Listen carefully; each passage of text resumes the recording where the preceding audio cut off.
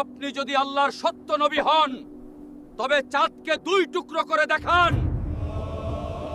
আপনারা কি সেই ঘটনার কথা শুনেছেন যখন চাঁদ আমাদের নবী সাল্লাল্লাহু আলাইহি ওয়াসাল্লামের ইশারায় দুই টুকরো হয়ে গিয়েছিল? মক্কার কিছু লোক হযরত মুহাম্মদ সাল্লাল্লাহু এর কাছে এসে বলেছিল, আপনি যদি আল্লাহর সত্য নবী হন তবে চাঁদকে দুই টুকরো করে দেখান। সেই রাতে আকাশে 14 তারিখের পূর্ণ চাঁদ জ্বলজ্বল করছিল।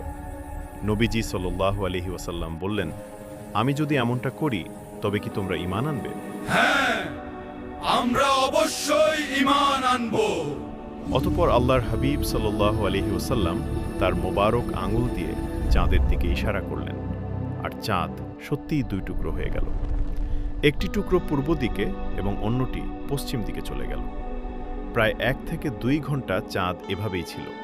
তারপর উভয় অংশ আবার জোড়া লেগে গেল। লোকেরা তা দেখে হতবাক হয়ে গেল, কিন্তু ঈমান আনল না।